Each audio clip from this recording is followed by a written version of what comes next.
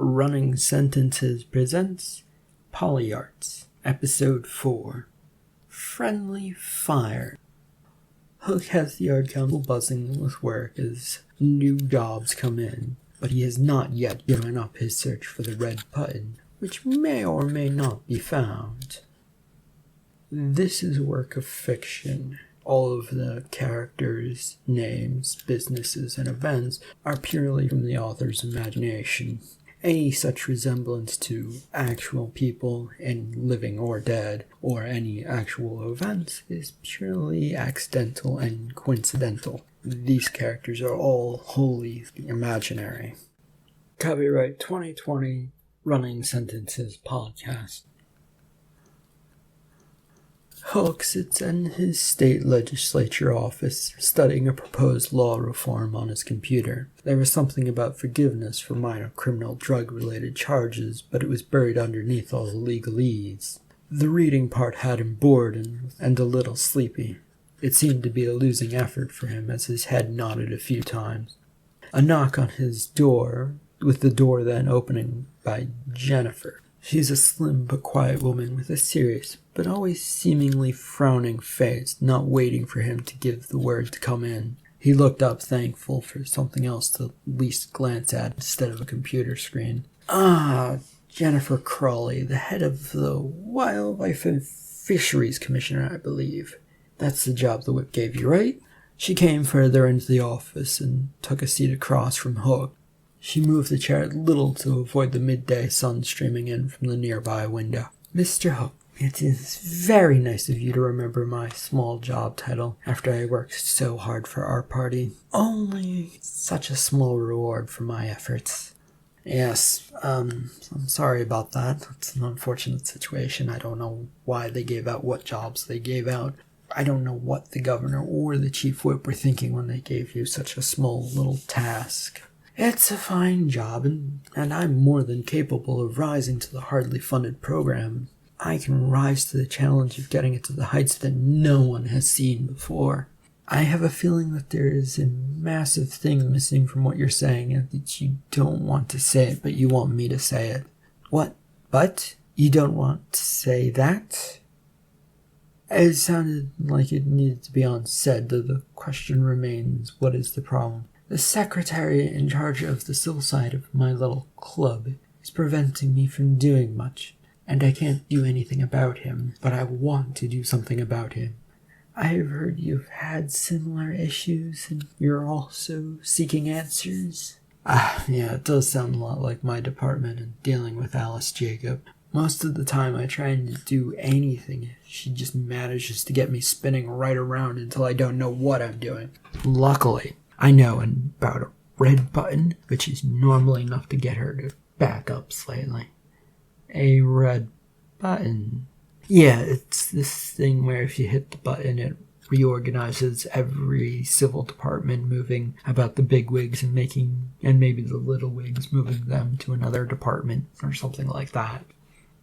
Well, that's interesting and good to know. And it looks like a red button. Well, as far as I know, yes. I'm pretty sure that's how it's got its name. But I haven't ever actually seen it, so I can't tell you. Jennifer rose from her chair, looking rather distracted and floating away back towards the door. She departed without saying another word and left Hook staring out after her. He finally shrugged and turned back to his work. And with that floaty exit, I might have an idea of why you were given such a small commissioner's job. Evening came around at the Yard Council as the work for the day wound down. Lawrence stood by the coat rack next to his desk, shrugging and on his coat. Alice comes rushing into the room looking rather wild-eyed and unable to stop as she charges towards Hook's office. Lawrence does his best to step in the way without actually getting in the way so he doesn't get run over. Miss Alice, where are you going? Into Hook's office to confront him about a terrible matter. He left this afternoon, and I believe to go to his state senate job. What do you mean? Who else is to blame for this catastrophe? But what's wrong? What has the commissioner done now? It can't be any worse than finding and pressing the red button, can it? That would send us all into a tailspin. He didn't, did he? Someone triggered the red button, but they don't know the protocol for how it works. So far, our only saving grace from the entire state civil service going up in flames. Where is he? Judging from the late hour, either at his state office or maybe the state meeting chambers, or probably headed home. I don't believe the state was in session today, so probably at home or on his way there, if not there already. We need to talk to him. We? Yes, we. Alice turned and started stomping down the hallway in a bit of anger. Lawrence looked after her for a second, too. He sighed, finished shrugging on his coat, and headed after her. An hour or so later, Alice and Lawrence found themselves standing at the front door of Hook's home, having just knocked very harshly on the door after ringing the doorbell. Alice, unable to shake off her annoyance and frustration of what's happened, is ready to knock on the door again. But the door opens to reveal Hook looking back at them, shocked to see them there. "What are you two doing at my home? Is the Art Council burning down?" "The civil service is about to burn down, Commissioner. We need to talk inside in your private office, please." "No, why?" "Because the civil service is going down in its usual flames as they mess something up again. This has nothing to do with me. It might, sir, the red button was pressed." "It has been? By who? It wasn't by me. I don't know anything about this." "Since you're the youngest member of the political council, we guessed you. Also, you did just learn about it and probably couldn't resist pressing the button." "I've done no such thing. I don't even know where it is." "That is true, Alice. I haven't managed to dig up anything on that button for him." "Well, there is something wrong, and I have a feeling that you're in some way responsible, Commissioner. I will find out what's happened, and then you'll really have an uphill battle to deal with all the departments who are pissed off." She turned and stormed away towards the car. Lawrence once again found himself in the middle of a sticky situation that he didn't want to be in. At first, he looked over and watched what Alice was doing, then turned and looked at Hook, who was happily watching Alice leave, and then slammed the door shut. He was about to say good night to Hook, but the door was closed in his face, so he turned and ran to get into the car before Alice took off. In the morning, Hook found himself confidently marching down the hallway of the Arts Council. He passed the meeting room and at first didn't notice that the room was packed with workers when something smacked against the window wall between the hallway and the room. He stopped to see what was going on and froze to see the sight of several glaring eyes staring back at him. He stared for a second before scurrying on towards his office. As he moved along, he arrived at Lawrence's desk and tried to get past him without raising any attention.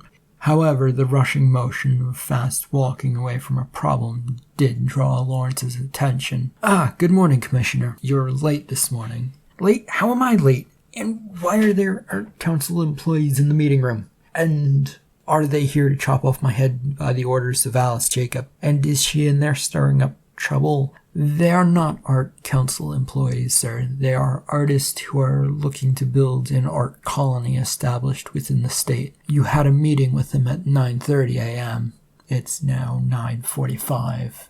"Meeting? I wasn't told about any meeting." "You were reminded twice last night, and I sent a text message to your phone this morning." "Fine, whatever. Where is Alice?" "I'm not entirely sure. She might be in your office or..." Hook charged past him into the office. When he entered, he glared around looking for Alice, but she didn't appear to be there, and he stared awkwardly about the place. "Alice, if you're here hiding so that you can stab me in the back, I won't fall for it."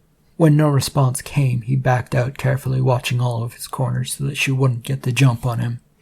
Getting out of the office, Hook spins around to make sure that he won't be jumped from that direction either. When no one appears, he glares over at Lawrence, who is still at his desk, and points just off to the side. Alice, who had come out of her office, was standing there.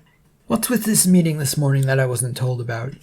"It is not my business to keep you up to date on your schedule. Any and all frustrations should be directed to the appropriate complaint forms, which will be acted upon in the due course of time." "Fine. This meeting, what is it?" I told you, Commissioner, the art colony in the state. They're looking at sites, and you had me call them and point them to a new location in Boulder's district. Ah, yes, the nice oceanside site that had been a former mental hospital. It was closed down due to lack of funds and people believing inhumane treatment and thinking that they were just bad things to have in general. At least that's what consensus was when I heard about the closure. Don't we have someone specifically who has the job of selling these art people on art things like this, though? Does it really require me, the commissioner, to do that? I believe you were the one who found it, Commissioner, if I remember your proclamation while we were looking at a map of locations. Yes, it was all you, Commissioner. We found the area all together, and it was you who pointed it out. You pointed towards it and said, "That's where we should go." You wanted all the credit, I believe, Commissioner. I have to go sell angry people on land that we don't even know if we can secure? Yes, or if you want to deal with the unhappy employees whose jobs are now threatened by a button press which you claim to have no knowledge of, you can deal with that issue instead. I don't want to do that, but fine, I'll go do this meeting and succeed where you cannot. Hook stormed off down the hallway towards the meeting room. Alice had turned and headed back into her office, leaving Lawrence to sit there and look like his parents were fighting and that he didn't want to get into the middle of it. Marching himself down the hallway so that he could stand in front of the window of the meeting room, Hook stopped at the window wall to look in. The sight inside was still a bit angry, and he turned to try not cast a glance over the angry eyes, but did his best to hold his head up as he moved to the meeting room to project a strong image. Confidence, Hook. They'll take you down if they don't see a confident politician out to help them. He stepped up and pushed the door open and made sure his head is still held high as he stepped inside. The room was deathly quiet as he entered and looked about to see many crossed in angry arms. Only one of them, however, stood up to greet him, though still with his arms crossed. Duncan, the leader who'd stood up, looked unhappy. "Are you the head of this council?" "Yes, I'm Morgan Hook, the commissioner for the State Art Council. Thank you all for coming, and I apologize for my lateness. It appears a miscommunication occurred, and I failed you. My apologies." This caused a bit of commotion between the group of people who murmur amongst themselves. And uncertainty has spread among them as they're busy talking. "That is all nice for you to say, but what brings us in? I know as an art colony that you're searching for a place to call home, or a base, or whatever you named it. There have been several sites that you've looked at, and I wanted to present you with a new one. And where is this new place?" Hook moved over to the table from the door, where a map had been nicely laid out of the state. He stopped and stared, looking over the map for a few seconds before finding the spot and tapped his finger down on it. "Right here! This spot is a former hospital site near the ocean. It needs some cleaning up, and the state is in the process of doing that, and it should soon be completed, I believe." The group crowded around to see where he was pointing, and he was soon crowded out of the way and to the side. The noise and murmur among the group rises as they all try and have their say about the location. "Will the costs be more or less significant than the other places we have looked at? And we need a close-up map, not this statewide map with a tiny dot to represent what we're supposed to be looking at." "I'll get right on that. Just give me a second and I'll step outside and get it for you." Hook made his way to the door and slipped out as the group continued to talk over their thoughts on this new location. As he stepped out into the hallway, a sense of relief washed over him as he felt he'd succeeded in some sense. His cell phone vibrated in his pocket, which he fished it out to see that Jennifer was calling him. He put the phone to his ear. "Ah, Jennifer, hello. What a surprise to hear from you so soon, since I just saw you the other day. Is there something I can do for you?" "Yes, I was wondering if you knew any more about what you told me the other day." Told you? The other day? What did I tell you? About the button? Oh, well, if I told you about that, I told you all I knew about it, because I didn't really know enough about it. Oh, poop. Well, goodbye. She'd hung up the phone, and Hook looked at his phone oddly for a second before shaking his head and stuffing it back into his pocket. He quickly hurried down the hallway towards Lawrence's desk. Arriving there a few seconds later, Lawrence was busy working away at something when Hook came up to him, seemingly mulling something over in his mind. He stopped in front of Lawrence's desk, which drew Lawrence's attention away from his work. "Can I help you with something, sir?" Right, the map. I need a map showing the layout of the old hospital. Where is it? In your office, I believe. Well, find where it is and take it into the meeting room to the Show the Art Colony people. While you do that, I think I need to go see Alice about a thing. Hook then wandered off towards Alice's office down the hallway while Lawrence got up from his desk, shaking his head. It was turning into a very odd day, and he headed into Hook's office to find the map. Down the hallway, Hook wandered into the door of Alice's office and then, stepping back because he was lost in thought, opened it. She was sitting at her desk, looking slightly annoyed at the noise as he came in. He stayed in the doorway, unsure if he should say anything, but then plunged on anyway. Ahem. Miss Alice, are you still searching for the button presser person? Have you come to admit that you did it? No, not me. It was not me that pressed the button. I don't see why pressing the button is so bad in the first place, but I may have some idea and clues that could point me towards the person that may have pressed the button. Tell me who you think it is that did it. No, I think that would be a bad idea. You will go on a crusade to remove them when I don't have full proof that is what has happened yet. But if you do two things for me, I think I can actually sort out the matter without all of the fuss. Two things? And what would those two things be? Do you want me to bow to you? Do you intend to make me do some sort of crazy elaborate hello every time we see each other? What is it you want me to do? I'm not that vindictive. The thought of those things is nice. No, my stipulation is that you take over the handling of the selling of the art colony and explain to me exactly why this red button is so bad, just so I know and make sure I can explain it to this potential person. Oh, well. When the button is pressed, all senior servants are alerted that their job is changing. This has several problems with it. If a civil servant is good where they are and gets moved to where they aren't going to be much help to their department or the commission or other such government-run objects, everything sort of comes faltering to a stop. Worse, it pisses off everyone, and the work of the civil service and the government grinds to a halt for what will probably be a year as, well, everyone figures out where to go and their new jobs and how to work. That's it. And there is a chance that the change so sought by the presser of the button might not occur. Names are thrown into a lottery ball and randomly spit out. The workers could potentially wind up back at their old job, and who wanted the change could not get their change that they so sought. Okay, I got it. Now, I think I will go hunt down this lead, and you please deal with that art colony. Hook rushes out of Alice's office before she could say yes or no to this. She slowly rose from her chair and walked over to the door to exit the office.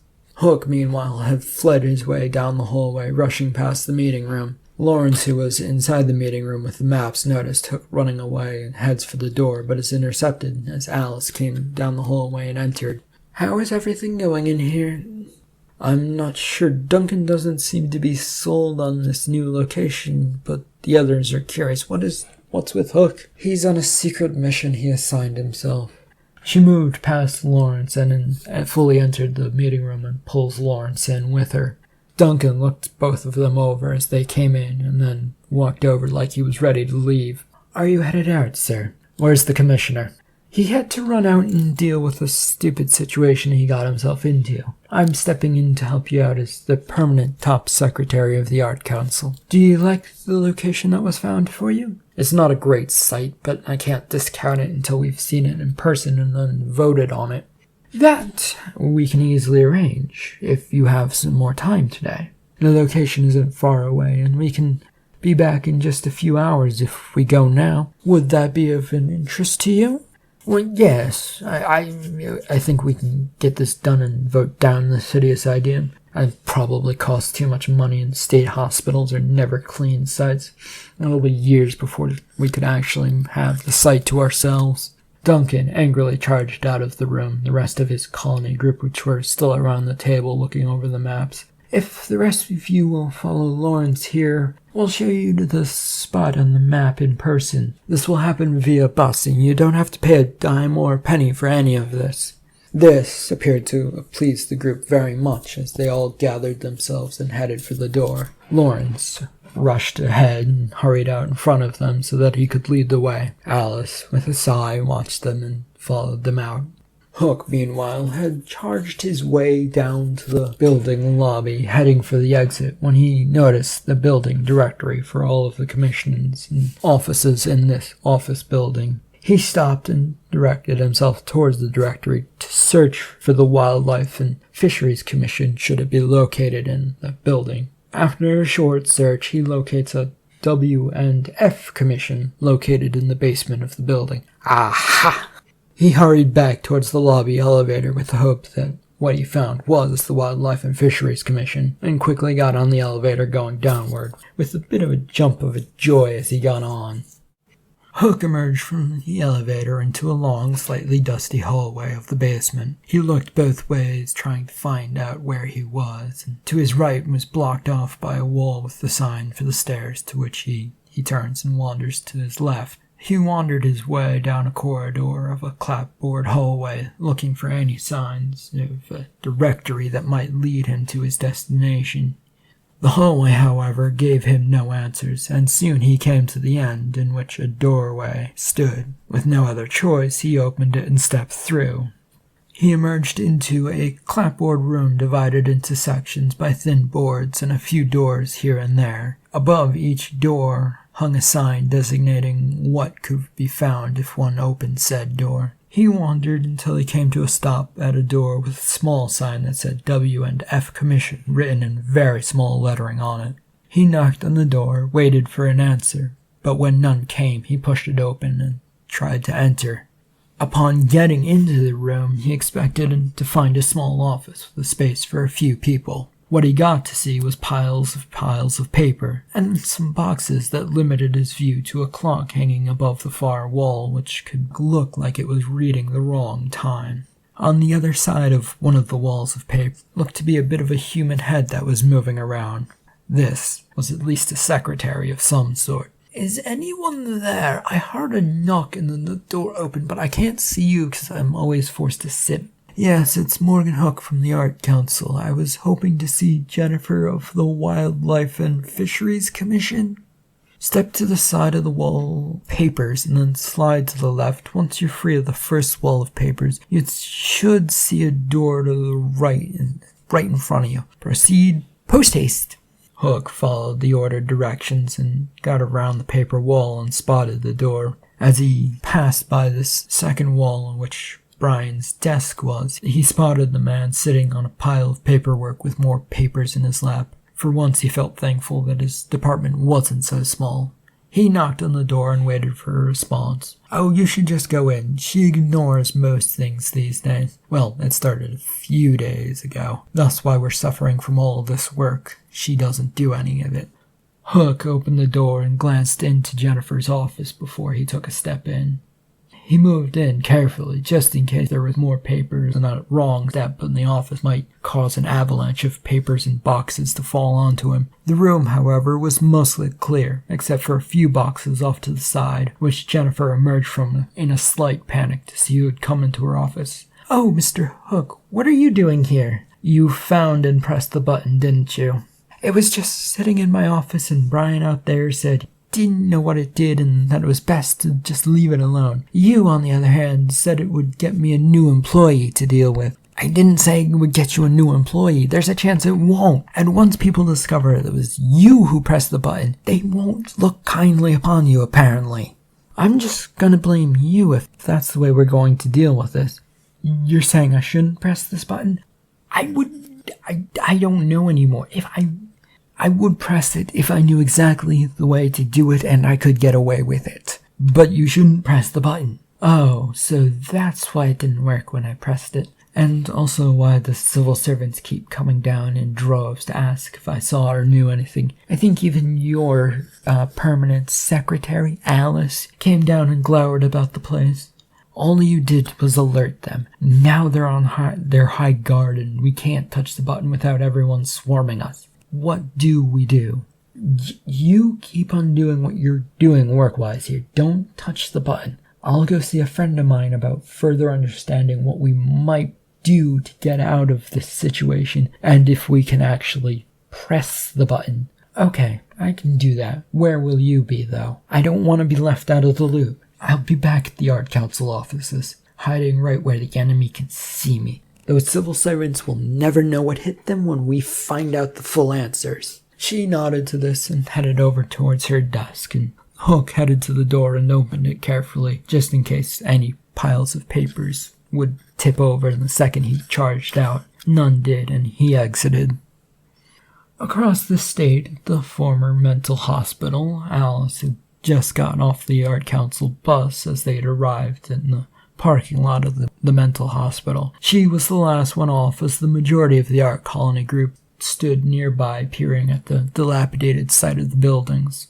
Lawrence stood near Duncan, both of them keeping near the bus. Duncan, still with an annoyed and unhappy look at the sight of things, had once again crossed his arms and was tapping his foot now in displeasure. This place is a dump. It will not do. But the others here seemingly have taken to least looking around. Lead them around while I stay here. With a shrug, Alice led Lawrence towards the group, who all seemed to be looking at the main entrance gate. A gate which appeared to be slightly tilted, or at least leaning in a certain tower in a certain country kind of way. Alice walked over to the gate and pushed it open, and then turned back to the group. If the group will follow me, we will take a short parade around the grounds, and please stay within the marked path. Lawrence, if you'd follow us from behind to make sure that stragglers don't stray from the path. Lawrence offered a smart salute to this order. I'm on it. Alice turned around once again and led the group through the gate onto the taped-off path.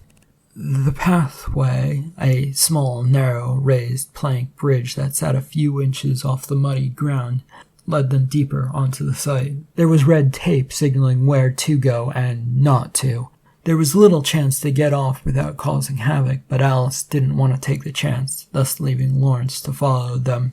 She led them down the path, past a couple of still-standing structures that needed to be repaired and had caved-in roofs, but beautiful architecture. There wasn't much to say about the place, and she decided to let the natural beauty of the swampy low ground not far from the ocean let it tell its story.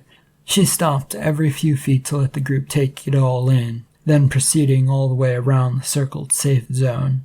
The whole trip lasted less than 5 minutes before they were back at the start. Duncan stood at the gate, still looking rather agitated. What took so long?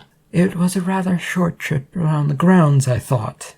The group got off the pathway and onto the safe ground of the parking lot. Duncan carefully counted heads as they gathered around. All right, there are still 12 of you here. Good. Now, we should put this spot to a vote and pass on to the next decision process. All in favor, say aye. This was followed by a resounding silence, to which Alice winced. She turned just in time to see a rather slowpoke Lawrence coming from the pathway to the parking lot. Lawrence, welcome back. Any stragglers? The group had already started moving back towards the bus. No, are we leaving already? Our sales pitch was not a success from what I've seen. Oh, the commissioner will not be happy to hear that. Yes, we shall have to prepare our excuses very carefully. The two then turned and trudged their way back over to the bus to get back on board. With everyone aboard, the bus rumbled back to life and departed the parking lot heading back for the Art Council. Back at his office, Hook sat at his desk with the office phone to his ear as he tapped his fingers impatiently on the desk. He'd been put on hold for more than a few minutes and was not used to such treatment. He did not like listening to old advertising jingles that were playing, as they just never sounded quite right. He was on the verge of giving up when the phone was picked up by George. This is George, Chief Whip of the party in charge of the state government. State your business. George, it's Morgan Hook. Hook? You know, the one you dumped into the art council position? Oh, yes, Hook. How are you and what can I do for you? But scratch the first part of the question because I don't care. Too busy trying to keep this party in shape. It's about a situation that came up involving a red button in the civil service. I was wondering how the party feels about it. The red button, the one we're not supposed to know where it is, but can threaten to touch it, just to shake up the entire civil service, but don't actually go anywhere near it. Why do you ask? What's happened? I did hear that there was a button pressed lately. Oh, I heard that someone pressed the button and trying to figure out what would happen to them and how it might work. Chaos would happen. The party cannot have that on its watch because it's bad. Because it would make us look incompetent. Normally we don't care much, but we don't want things getting out of control, and if the civil servants are disgruntled and talking to the press, it's just a mess that we don't need right now. You happen to know something? No, I don't know anything. Good, if that's all. Before Hook can offer an answer, however, George had hung up the phone. Oh dear, I don't think I'm going to get away with this. The bus had arrived back at the Art Council parking lot in the early evening, having made the quick jaunt to and from the old hospital in good time. It pulled up and came to a stop park in the parking lot, allowing the dispersing of the art group who had all headed off to their vehicles once let out. Alice and Lawrence made their way to the front of the building as the cars began to depart. The two had managed to slink their way to the Art Council floor, defeated and heading towards Lawrence's desk. Neither of them looked happy, but rather tired and lost in thought. Lawrence slumped over into his desk chair as he arrived. Are we going to tell the commissioner about what happened, or when are we going to tell him? Tomorrow, or if he's still around and asks, tell him that we're thinking about how we might approach the subject with the art colony. I'll come up with a way to direct his attention to something new, I think. She continued on her way towards her office as he sat back in his comfortable chair. The door to Hook's office opened, and a second later, Hook carefully poked his head out. Is Alice still around? What? Who? Alice? Yes, Lawrence, Alice. She just went to her office. Good. Come in quickly. With that, Hook disappeared back into his office, leaving Lawrence to get out of his comfy chair and into the commissioner's office. He managed this after a few seconds of just enjoying the sitting down. Once inside, he found Hook pacing the room, looking rather concerned as he came in, and signaled him to gently shut the door behind him. Lawrence, can you keep a secret? I believe I can, sir. What? Why, can you? Secret is my middle name. Is it? No, it is not. I was being facetious, of course. It isn't my middle name. I don't have parents who decided to have me out in a hippie field or get caught up in a variation of a game of name their son Aiden. Oh, so you can't keep a secret that... Shut up and listen to me. I found the red button, but everyone seems to think it's a bad idea to press it. I want to press it? Well, it is a bad idea. I know, but change is good, and I'd be able to say I'd achieved a budget cut for our department with Alice gone. But my party will throw me to the wolves if they find out it was me. So what do you want me to keep a secret then?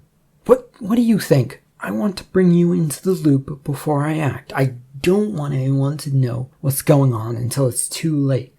I see. So does anyone else know where the red button is?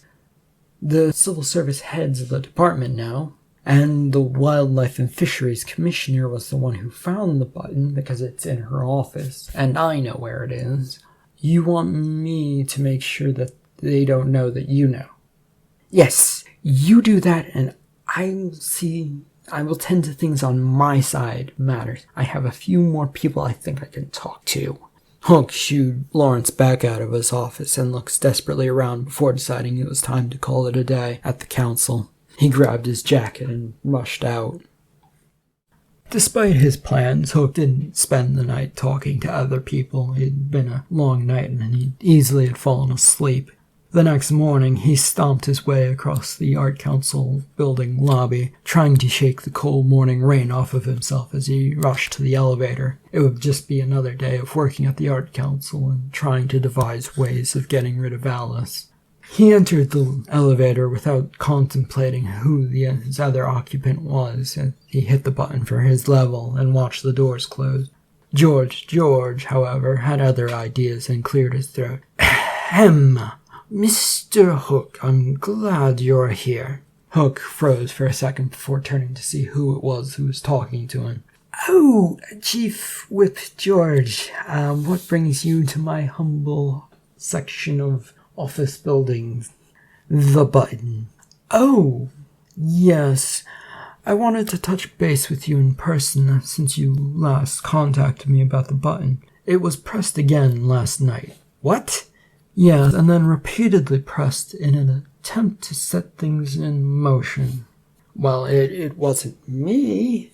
The elevator quietly continued its ascent to the Art Council office level. George had fallen silent, which drew furious glances from Hook as he tried to figure out what to do. Is the potential person in trouble for pressing the button?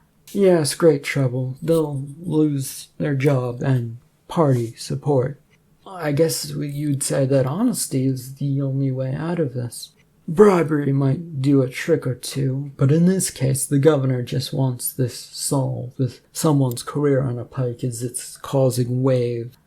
I believe it was Jennifer of Wildlife and Fisheries. I told her that the button existed, but I never knew where it was or how to use it. The elevator arrived at the Art Council floor and the doors take a second to open. Yes, we figured as much, but we wanted to see if you were a faithful party member who is willing to keep the party first. Oh, I am, yes, party first. Hook stepped out of the elevator to find himself next to Alice. George steps forward to hit the elevator hold button. Good morning, George. I take it your meeting with Mr. Hook was good? It was good to see him on the right side. What is this I hear about an old mental hospital becoming an art colony? An idea that sadly does not appear to be working out. We do have another candidate that we might take on the site. This time it would have much more money. Good, the state can use all the money it can get in businesses as well. George released the elevator hold button, presses the elevator close door button. End of episode 4. Thank you for listening.